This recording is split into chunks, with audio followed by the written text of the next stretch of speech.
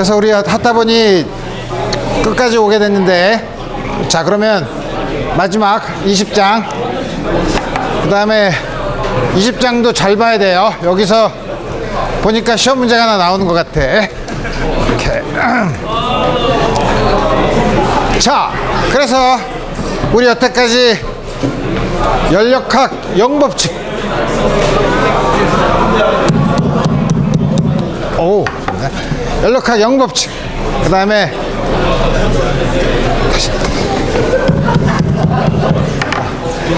연력학 1법칙, 드디어 이제 우리 마지막으로 연력학 2법칙, 마지막 법칙을 배우게 됐다 이거예요. 그 연력학 2법칙이라는 게 도대체 뭐냐? 지금까지 여러분들이 역학적인 법칙이랑은 아주 달라요. 아주 다르다는 게 무슨 뜻이냐면,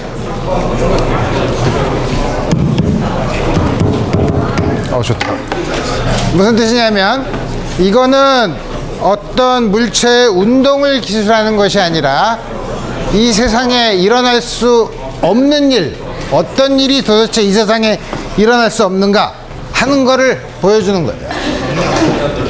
그래서 예를 들면 쇠막대기가 있어. 쇠막대기가 가만 공기 중에 놔두면은 공기와 열적 평형을 이뤄서 온도 T에 있다 이거예요. 그러면 한쪽에서 열 에너지가 이렇게 쭉 와서 다른 쪽으로, 에너지 보존 법칙에 어긋나지 않죠. 한쪽에서 다른 쪽으로 쭉 와서 온도 T로 있던 게 갑자기 한쪽은 뜨거워지고 한쪽은 차가워져. 그런 일이 생기냐 하면 그런 일 안 생기죠. 그죠? 그 다음에 여러분들이 또 어떤 걸 보냐면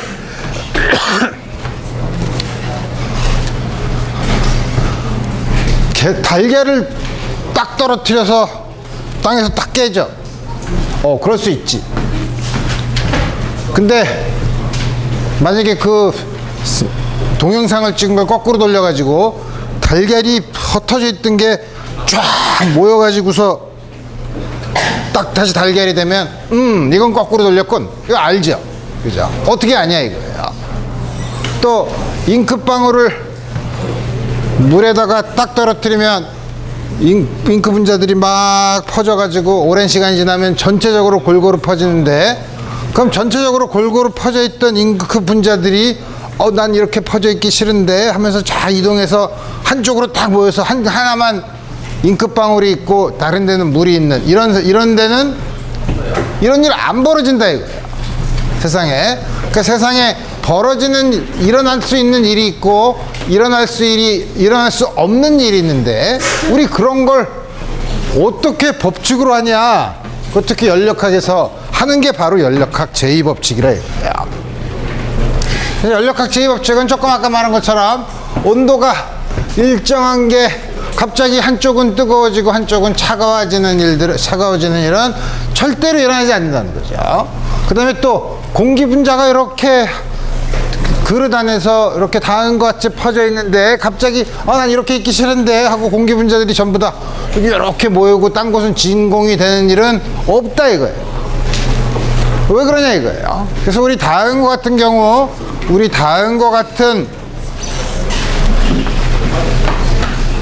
일이 일어나는 경우, 이런 일들을 우리가 어떻게 분류를 할 거냐 하는 거를 우리 생각해 보겠다는 거죠.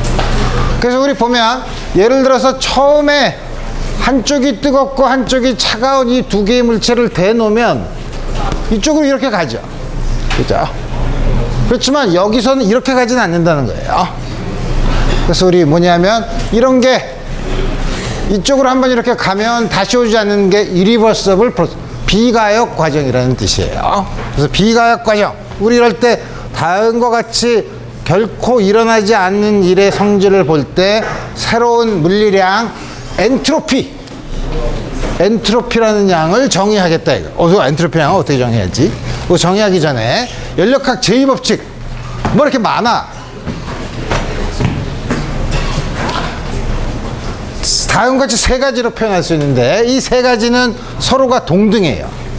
우리 지난번에 보존력 할 때 보존력을 기술할 수 있는 동등한 방법을 얘기한 것처럼 연력학 제2법칙이 다음과 같이 세 가지로 쓸 수 있는데 이 세 가지가 서로 이퀴벌런트 하다라는 걸 이제 증명할 텐데, 처음에 보면 길으니까 한번 읽어봐야 돼.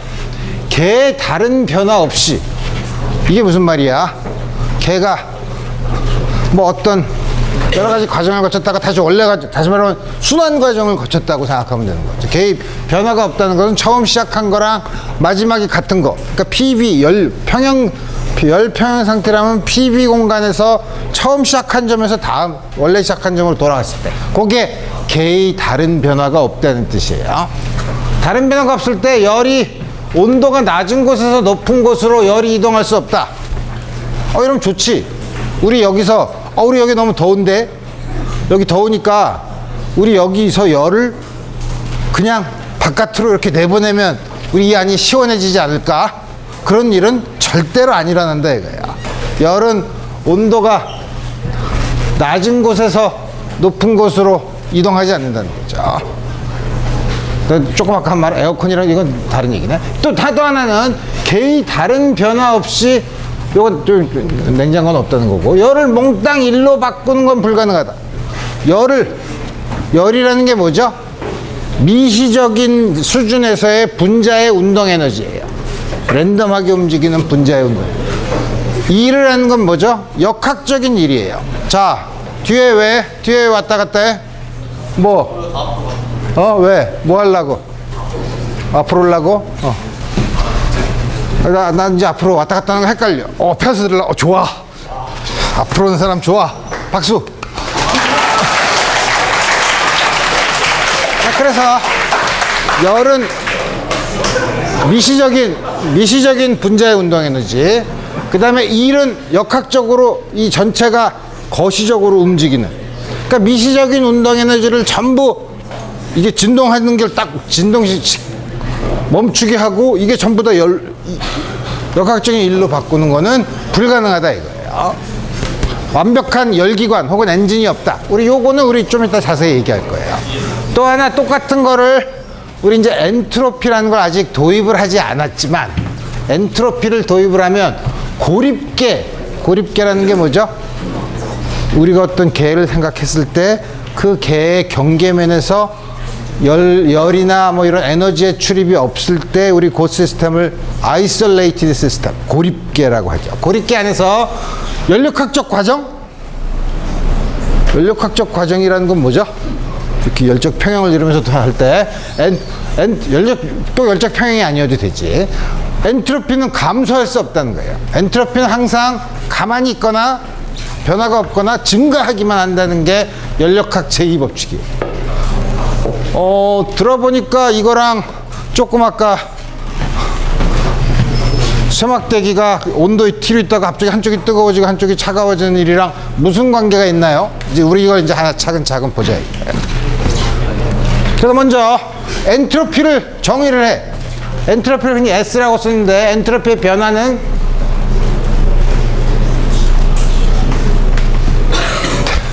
델타 S는 T분의 델타 Q로 정의해. 엔트로피의 변화는. T를 쓴다는 건 온도를 쓴다는 건 항상 열적 평형 과정을, 열적으로 평형 상태에 있어서 순간순간마다 온도 T를 정의할 수 있다는 거죠. 좀 이따 보면 알겠지만, 우리가 사실 물리학, 통계역학에서는 자세히 증명을 하지만, 우리 요 델타 Q라는 양은 우리가 지난번에 봤지만 PV 공간에서 과정에 따라서, 어느 과정을 겪느냐에 따라서 뭐냐면, 연력학 제1법칙이 dQ는 들어서면 에너지를 변화시키거나 일을 하는 건데, 요 에너지는 첫 점과 끝점만 정해주면 이 과정에 어디를 가더라도 에너지의 차이는 똑같죠. 우리 이런 거 상태 변수라고 해요. state variable, 상태 변수라고 하는데, 그건 뭐냐면 PV 공간에서 한 점만 주어지면 경로에 상관없이 마치 우리 포텐셜 에너지처럼 우리 이렇게 되는 걸 상태 변수라고 하는데, 한 일은 안 그래. 일은 우리가 본 것처럼 경로에 따라 다르죠. 따라서 이게 상태 변수라고 해도 이게 상태 변수가 아니니까 당연히 이 양은 상태 변수가 아니죠. 경로에 따라서 달라질 수 있는 거죠. 하지만 놀랍게도 요양을 온도 T로 나누면 요양은 상태 변수가 돼요. 상관없어.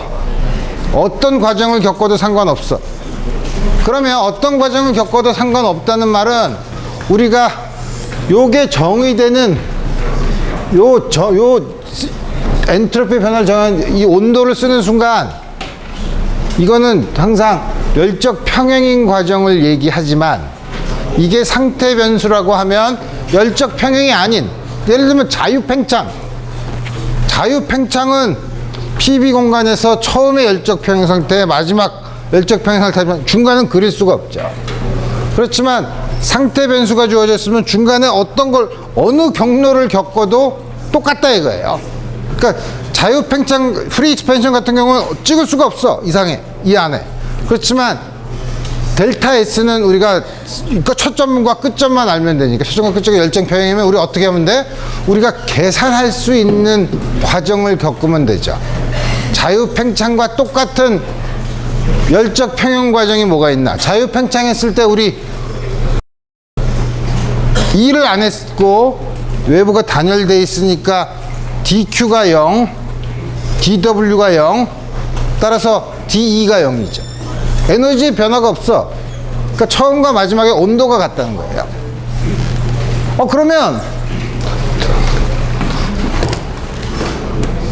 자유팽창을 해서 처음이 여기고 마지막이 여기야. 이 사이에 찍을 수 없죠. 이렇게 상태를 변하는 걸 그을 수 없지만 이 두 사이에 엔트로피 확 늘어나는 엔트로피의 변화는 가만히 있어보자.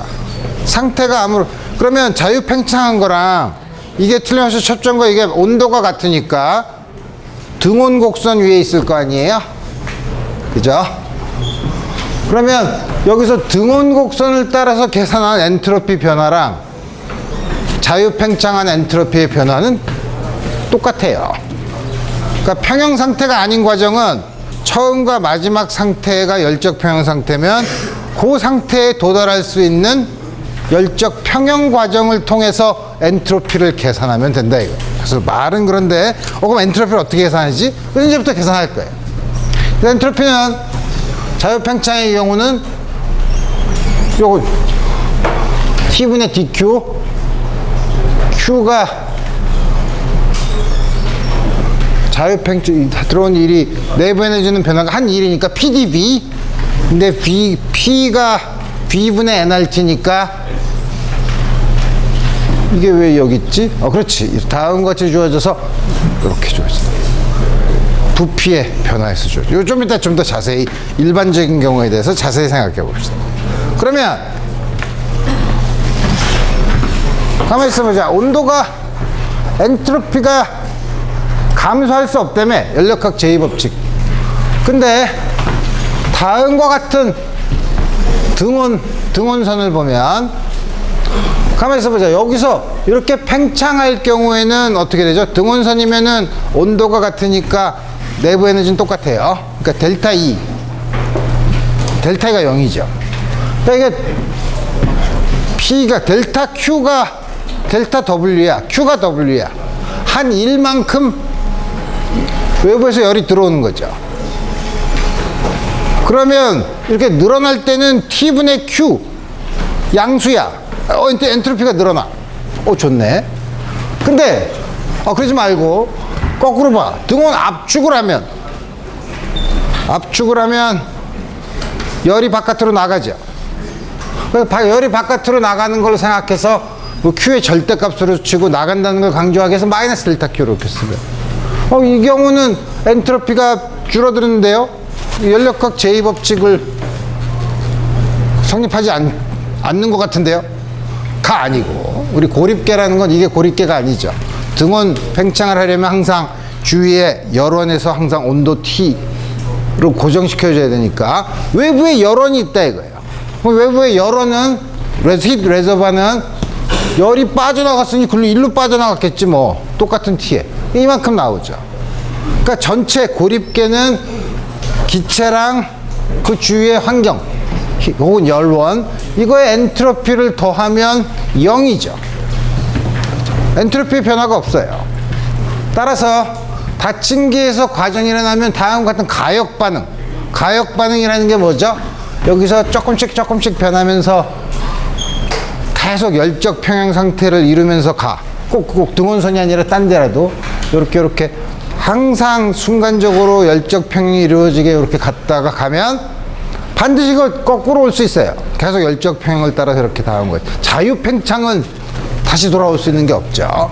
그래서 이런 가역 반응에서는 엔트로피가 변하지 않지만 비가역 반응, 아까 자유팽창과 같은 비가역 반응은 항상 증가한다 이거예요. 엔트로피가 줄어드는 일은 세상에서 절대로 일어나지 않는다는 거죠. 자, 이제 법칙을 얘기했어.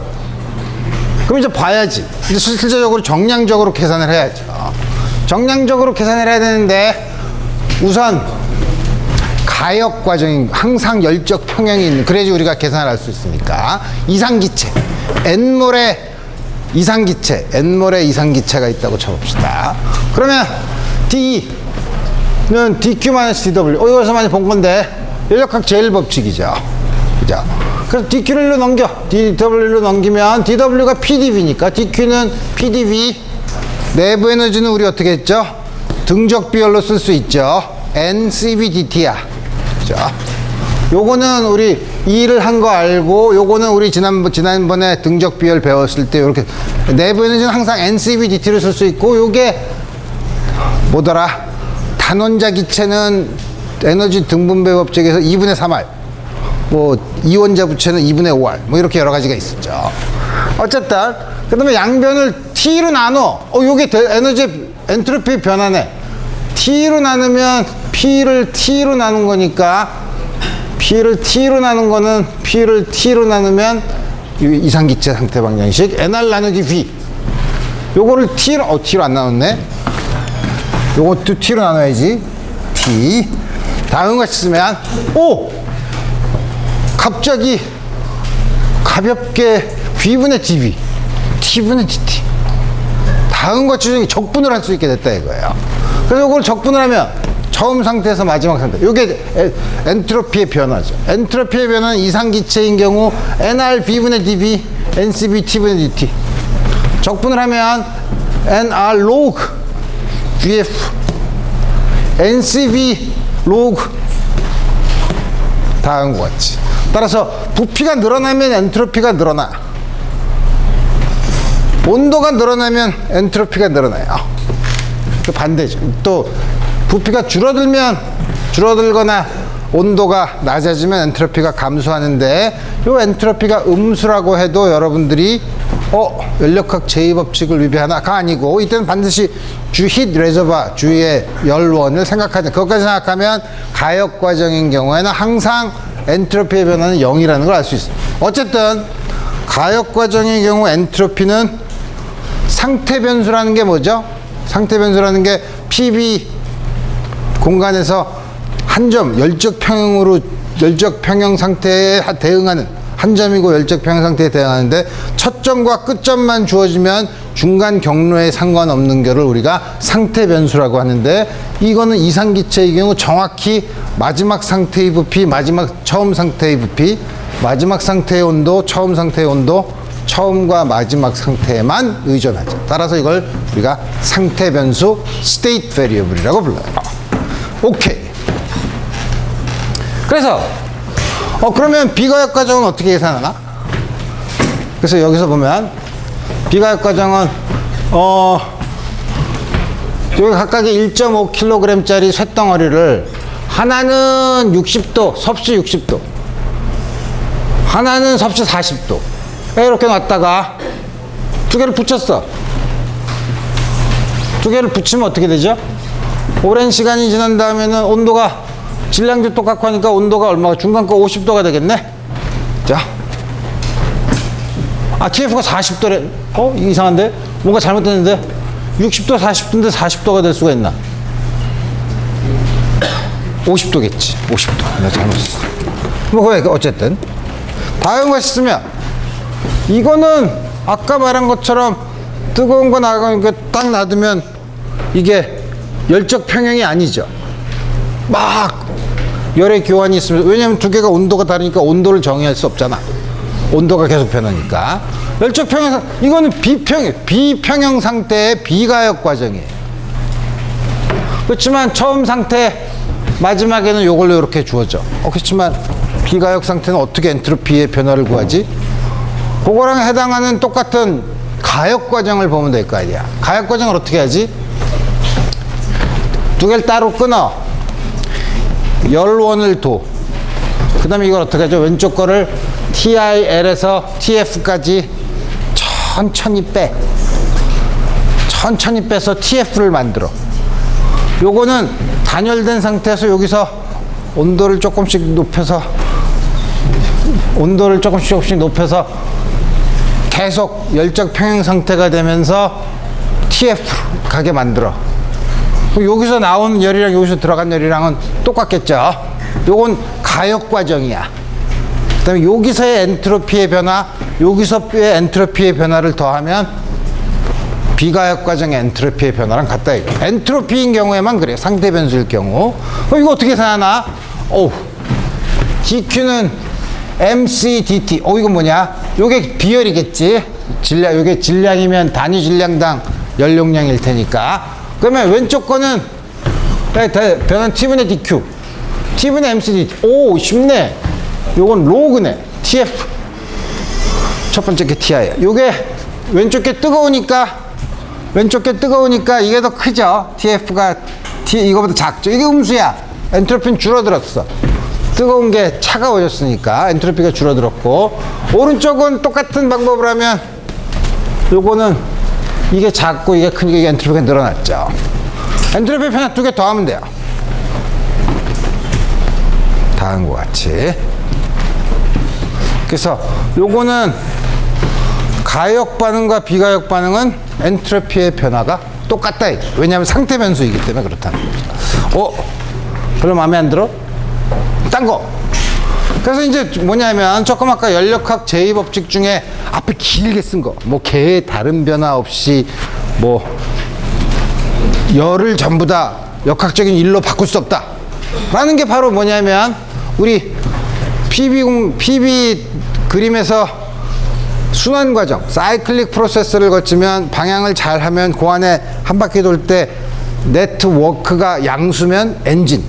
왜냐하면 연력학 과정에서 바깥으로 역학적인 일을 하니까 엔진. 거꾸로 돌리면 냉장고가 된다 그랬어요. 그래서 우리 먼저 엔진을 보자 이거예요. 엔진을 보면 예를 들어서 여기서부터 닿은 것 같아. 이게 어떤 과정인지는 나중에 보겠지만 이런 순환 과정을 여기서부터 이렇게 갔다고 치면 이렇게 돌면 요 안에 있는 면적만큼 외부의 일을 한 거죠. 요 닿은 것 같이 된다 이거. 그럼 닿은 것 같은 우리가 보는 대개 이제 이런 걸 사람들이 이 연력학이 발전하면서 이런 거에 대한 연구가 활발할 때가 뭐냐면 산업혁명, 제임스 와트가 발명한 증기기관, 여러 가지 엔진. 그래서 이제 산업에 필요한 모든 모터, 엔진 같은 걸 만들어내면서 이 엔진의 효율을 얼마나 높일 수 있나 하는 때 이런 연력학이 이제 많이 연구가 됐는데, 그래서 그 중에서 그럼 이 안에 있는 작용물질, 우리 원통 안에 열원을 놓고 그 안에 기체를 넣는데 그 기체를 이상기체로 놓고 그 다음에 우리가 만들 수 있는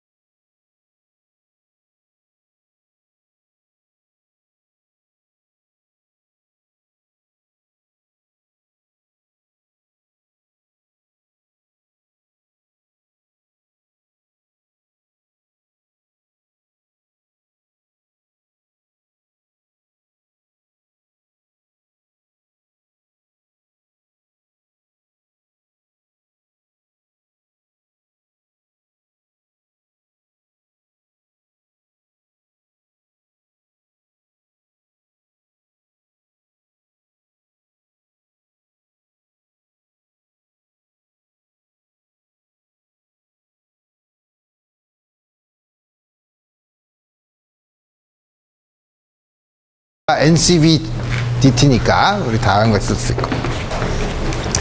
여기서는 QH는 아까 계산했잖아. QH는 이게 뭐였더라? 내부 에너지의 변화수가 한 일이잖아. 한 일이 NR TH log VB 마이너스 VA. 우리 밑에 이건 계산할 필요 없어. 요거랑 사실 똑같지. 부호만 똑같죠. 왜냐면 TH-TL이니까. 그러니까 여기 Q랑 여기 Q랑 똑같고. 그렇지만 우리 이거 신경 안 쓰는 거야. 나머지는 뭘 계산해야 돼? 이건 한 일이 없으니까 여기서 W만 계산하면 되죠. 요때 한 일이 얼마야? 요때 한 일이, 이게 한 일이잖아. WH. 요때 한 일은 그게 WL 절대값으로 쳐볼까? W 이렇게 가는 거 하는 거는 NR TL log VC 나누기 VD. 이걸 빼줘야지.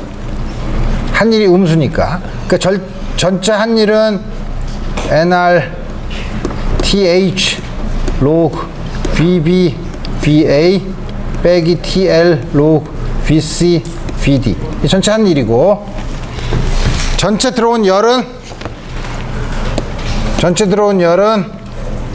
Q 더하기 QH. N이 다 약분일 테니까 RTH log VB VA 플러스 CV TH 마이너스 TL 분의 요건데 N을 빼고 R TH log VB VA TL log V C 나누기 VD. 그렇게 복잡하죠. 그래서 여러분들한테 강의 시간에 카르노 엔진을 가르치는 건 제일 계산하기 쉬워서 그래요. 계산할 수 있어요. 그렇지만 여러분들이 계산해 보면 이 열 효율은 카르노에 비하면 항상 작다는 거 증명할 수 있어요. 그 다음에 요게 똑같은데 앞에 있는 양은 똑같죠. 밑에 있는 건 양수를 더하고 밑에 있는 거는 음수가 됐죠. 그러니까 밑에 있는 게 위에 있는 것보다 더 크죠. 항상 1보다 작아요. 복잡하게 다른 거 쓸 수 있어요. 그렇지만 계산을 할 수 있어요. 그래서 여러분들 숙제 오늘까지 불행하게 오늘까지 내라고 했는데, 이것도 보면 이게 등온 과정, 이게 뭐야? 등압 과정, 등적 과정이죠. 이거 열 효율 구할 때 어떻게 하죠? 들어오는 열, 여기서 이게 등적 과정이니까 쭉 올라갈 때 열이 들어오죠. 이 사이에도 열이 들어오죠. 이땐 열이 나가나? 네. 나가죠. 나가는 거 우리 필요 없어. 열 효율을 계산할 때는 요때 들어온 열분의 요거 한 1. 요 안에 밑에 있는 넓이는 뭔가? 우리 요 넓이 계산할 수 있죠. 그걸로 전체 들어올 때 열을 요 안에 있는 1을 그걸로 나눠주면 열 효율을 계산할 수 있다 이거예요. 맨 마지막에 높은 온도와 낮은 온도가 이거고 높은 온도가 여기겠지. 이렇게 해서 계산을 하면 된다. 그래서 열 효율을 계산할 때는 들어온 열, 나간 열은 생각하지 말고 들어온 열을 해서 그 중에서 한 1만 계산하면 된다 이거예요. 자, 그럼 거꾸로 돌려. 아까는 어떻게 됐지? QH에서 QL로 나와서 역학적인 일을 뺐는데, 아까 항상 이렇게 시계 방향으로 순환 과정을 하면 그때 한 번 돌 때마다 R자 1이 양수니까 외부에 일을 하는데, 이거 거꾸로 돌리면 열이 일때는 열이 들어와야, 일이 음수지. 일이 음수라는 거는 어떻게 된다는 거야? 일이 음수라는 거는 우리 거꾸로 돌리니까 낮은 온도에서 열을 뽑아와서 높은 온도로, 이거 안 된다 그랬는데 연력학 제2법칙에서 외부의 변화 없이는 그렇죠. 근데 외부에서 일을 해주면 이게 되는 거죠. 이게 정확히 냉장고예요. 혹은 에어컨은 밖에 너무 더워. 여기 좀 더 시원하게 하고 싶어. 그러면 낮은 온도에서 열을 빼려면 에어컨에서 전기 에너지를 막 써서 더 높은 온도로 열을 빼나가는 다음과 같은 냉동장치를 보는 건다. 냉동장치는 이게 없이 가만히 있어봐. 내가 바다를 다니고 있는데 바닷물의 온도가 바닷물이 이렇게 있으면 바닷물이 연용량이 있을 거 아니야. 바닷물이면 온도가 있으니까 굉장히 그 안에 열 에너지가 많을 거 아니야. 그걸 쭉 빼서 우리가 난방을 하면 얼마나 좋을까?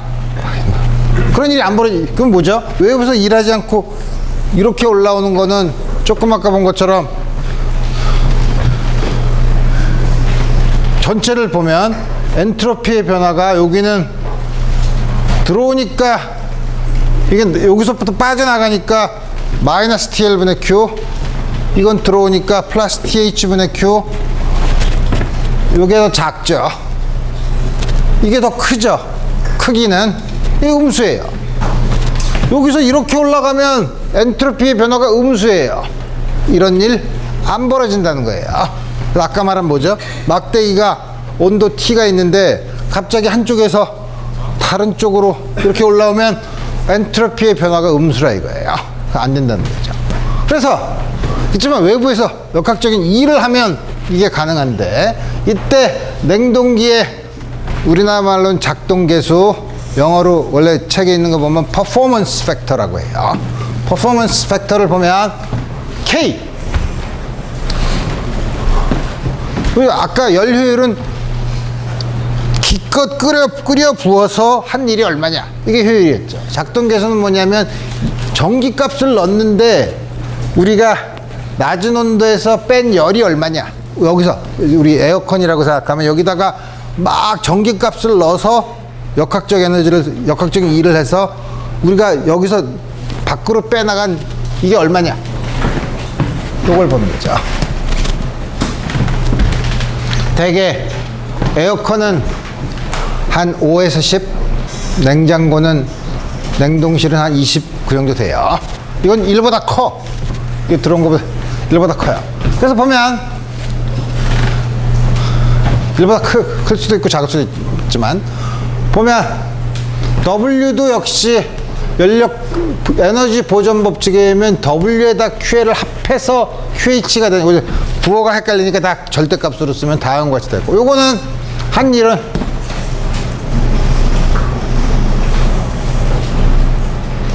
이게 이렇게 되나? 우리 봐야죠. 이게 우리 조금 아까 봤잖아. 조금 아까 본 걸 보면 이게 뭐지? 이 경우도 TL분의 QL이 TH분의 QH랑 같으니까, 왜냐면 엔트로피의 변화가 없으니까 우리 다음과 쓸 수 있고, 그 다음에 아까 이 물리를 섣부르게 배운 사람들이 사기를 치는 경우가 있는데, 첫 번째가 내가 아이디얼 엔진을 만들었다. 다시 말하면 열 효율이 1인 엔진을 만들었다. 이제 우리 사기라는 거 알아. 이상적인 냉장고를 만들었다. 우리 이제 사기라는 거 알아. 사기도 진화하는 법. 그렇게 하지 않고 내가 엔진을 만들었는데 카르노 기관보다 열 효율이 높아. 조금 더 여러분들을 헷갈리게 만들죠. 카르노 기관보다, 이것도 사기라 이거예요. 왜 그러냐면 만약에 엔진 X가 있어. X가 이 카르노보다 큰 냉동고가 있다고 하면, 요거 지금 보지 말고 요거 잘라서 봐요. 그러면 그거를 하면은 이렇게 들어와서 열 효율, 이게 열 효율이죠. 뭐냐면 QH 프라임, QL 프라임. 카르노 엔진은 QH에서 QL, 거꾸로 돌린 거지만 신경 쓰지 말고 똑같이 엔진이라고 하면 이게 열 효율이니까 요걸 그대로 쓴 게 요거예요.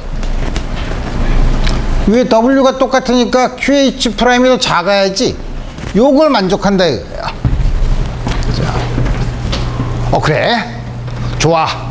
그러면 엔진에다가 카르노 엔진 거꾸로 돌려. 냉장고죠. 딱 붙이면 어떻게 되죠? QH 프라임으로 내려와서 QL 프라임으로 나가고, 이리 가서 다음과 같이 되죠. 여기 한 일은 이 두 개 붙여서 하나의 기관을 만든 거예요. 붙이면 한 일은 여기서 보면 에너지 보존 법칙에 의해서 QH 빼기 QL, 여기서도 QH 다음과 같이 돼서 이 관계식을 보면 여기서 QH 프라임을 이쪽으로 넘기고 QH 마이너스 QH 프라임은 QL 마이너스 QL 프라임이야. 그죠? 근데 조금 아까 이 사기꾼이 얘기한 걸 보면 이렇다 그랬죠. 이게 양수야. Q가 양수죠. 이거 다 합하면 QL 어떻게 되는 거야? QL 이게 양수니까 QL 빼기 QL 프라임이 여기서 이렇게 가는 요게 Q라는 거죠. QH 프라임 빼기 Q 요게 Q라는 거죠. 이 두 개 합해 놓으니까 결과가 어떻게 됐죠? 밑에서 Q를 뽑아서 위로 Q를 가는 엔진을 만들었죠. 이상적인 냉장고를 만들었죠. 사기야. 이런 거 없다 그랬죠. 연력학 제2법칙을 교묘하게 만든, 그래서 우리 결론은 동일한 온도 사이에서 작동하는 어떤 리얼한 엔진도 카르노 기관보다는 열 효율이 높을 수 없다. 카르노 기관의 열 효율은 우리가 어떻게 주어준다 그랬더라? 순전히 온도만으로 다음과 같이 주어지죠. 우리 사실 자동차 기관은 훨씬 더 복잡해요. 자동차 엔진은. 왜냐하면 카르노 기관 같은 거는 그 안에 있는 기체가 변하지 않잖아. 근데 자동차 엔진은 쭉 연료 기체가 들어와서 공기를 한 다음에 쭉 들어와서 불 붙여. 압축될 때의 기체랑 불 붙은 다음에 나온 기체가 달라. 더 복잡하죠. 훨씬 더 복잡한데 어쨌든 아무리 그걸 해도 요걸로 정해진 그 열 효율보다는 클 수 없다는 거예요. 자, 그러면 지금은 거시적으로 엔트로피를 얘기했지만 우리 기체 분자 운동량을 본 것처럼 미시적으로 보면 원자 수준에서 보면 어떻게 되냐? 원자 수준에서 보면 다음과 같은 단열벽으로 되어 있는데 기체 분자 6개를 놔뒀다 이거예요. 지멋대로 움직여. 지멋대로 움직일 때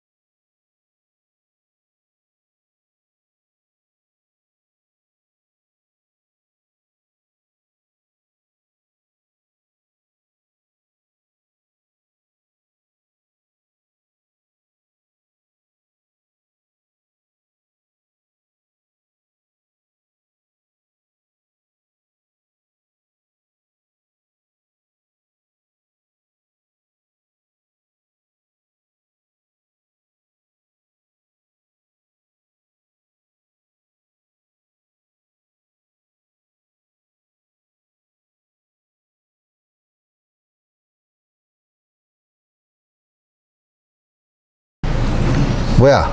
조금 아까 본 것처럼 이 Q 이거 다 계산했어. Q랑 W로 다 계산했어. 여긴 W가 0이야. 그러면 원래 이렇게 내려오는 것도 보면 이제는 돌아왔으니까 여기서도 이 과정에서도 뭐를 계산할 수 있나? 한 1. 여기서 똑같이 Q는 델타 E 플러스 한 1을 계산할 수 있는데 이거 계산할 수 있나? A, B, C A, B, C를 돌아왔을 때 한 1 이게 직선인가? 곡선인가? 아, 직선이면 이 면적을 계산하면 되는데 임의 과정으로 돌아오면 사실 계산하기 어렵죠. 직선인 경우에는 사실 이 삼각형의 삼각형의 넓이를 계산하면 되고 지금 그거보다 중요한 건 요거는 ABC 과정에서 내부 에너지 변화를 P0, B0로 나눈 거 트릭 퀘스천이죠. 원래 상태로 돌아오면 내부 에너지는 똑같아. 변화가 없어. 0이야 이거. B에서 C로 갔을 때 엔트로피의 변화 이거 우리 아까 했잖아. 아까 엔트로피의 변화는 이상기체인 경우 어떻게 한다 그랬더라? N R log 뭐더라? VF VI 플러스 NCV log TF TI 이거 보면 되죠. 이거 보면 B에서 C로 가는 경우 부피가 일정하네. 이거 없어. 그죠? 여기 N 1몰 2분의 7R TF TI는 어떻게 계산하죠? 여기가 2P0 4V0야. 여기는 P0 4V0야. 그러면 우리 PV는 NRT니까 1몰일 경우 여기서는 TB가 얼마야? TB는 R분의 4P0 B0 C는 R분의 8P0 B0 TC가 TB의 2배네. 2배니까 이거 0 1 2분의 7R 로그 2죠. 다음과 같이 계산할 수 있다.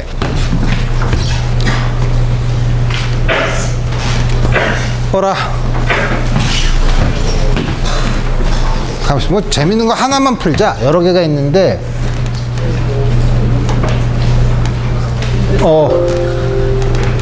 이러면 안 되는데 가만히 있어봐. 다시 처음부터. 그래서 하나를 풀어야 될 것 같은데 기분에. 이 계산하는 거는 여러분들이 다 그 과정을 이상 과정인 경우 쉬운 거 퀴즈. 자, 여기 점에서 이게 등원곡선이에요. 하나는 T 플러스 델타 T, 하나는 T 마이너스 델타 T야. 여기서 요렇게 가는 거, 요렇게 가는 거, 요렇게 가는 거, 요렇게 가는 거, 엔트로피의 변화가 양수인 거, 음수인 거, 엔트로피 변화가 큰 것부터 작은 것까지 다 쓰라고 하면 어떻게 될까? 아까 쓴 것 보면 되지 뭐. 델타 S는 내가 그 수식을 안 색깔 지정을 안 해. 포인트 옵션. 이번엔 무슨 색으로 해볼까? 보라색으로 해볼까? 좋아. 델타 S는 NR log VF 나누기 VI 플러스 NCV log TF 마이너스 TI야. 이것도 크고 이것도 양수고 이것도 양수가 되는 게 제일 엔트로피 변화가 크겠죠. 온도가 높은 데로 가는 거, 부피가 큰 데로 가는 거, B가 제일 커. 그죠? 그 다음에 이거죠. S로 가는 B로 가는 게 제일 커. 1로 가는 건 다 음수죠. 그죠? 1로 가는 건 다 음수인데 이거는 T만 줄었네. B는 변하지 않고 T만 준 거 T가 줄고 B도 줄고 이게 작고 이게 그 다음으로 작네. 다 음수인데 그럼 어떻게 되는 거야? 이게 더 작으니까 다음과 같이 되겠죠. 이 식을 보고서 우리가 볼 수 있어요. 자, 그래서 우리 드디어 한 학기 이걸 다 마치고 다음 시간에 다음 작년의 문제, 그 다음에 우리가 좀 더 중요하게 생각하는 문제를 다음 시간에 더 풀어보고 강의를 끝내도록 합시다. 오늘은 여기까지 하겠습니다.